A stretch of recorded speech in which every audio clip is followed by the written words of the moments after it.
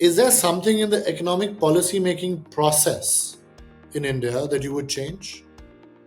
Two or three things spring to mind. One of them is, this thing about the fact that we have an economic policy making process that is actually good for an agrarian India, but not an urban India. And I think one needs to sort of think about that and sort of see whether or not we actually give enough political and economic power to essentially cities, So that's one thing. The second one is, if I had to sort of say what have been my sort of observations, is that when I go to Delhi and talk to people in the central government, I sense an urgency, Then when I go to some of the states, some of the states, not all of them, I don't sense the same urgency about economic development. I talk about my state, for example, Punjab.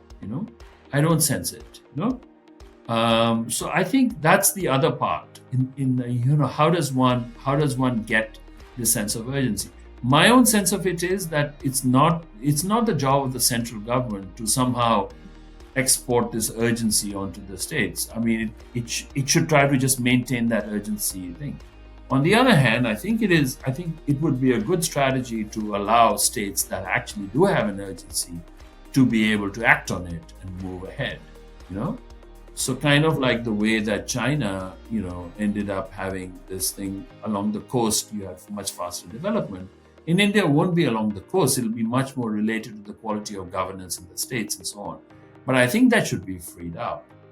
I think it should be allowed to sort of go faster. Is it not freed up?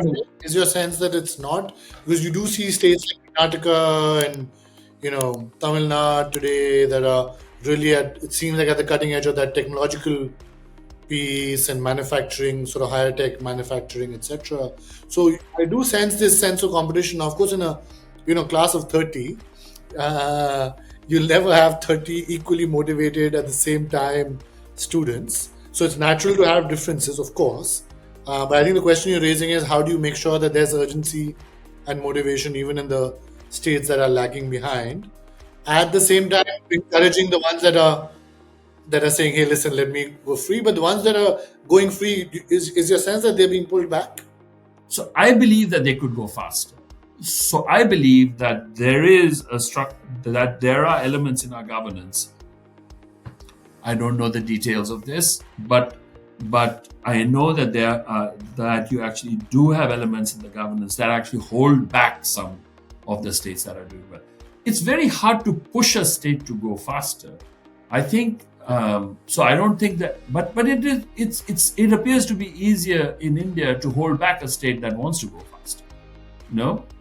And I could imagine this in the case of Punjab 2 or 3 decades ago. I can now imagine it in the case of the Karnatakas and the Telanganas and so on too.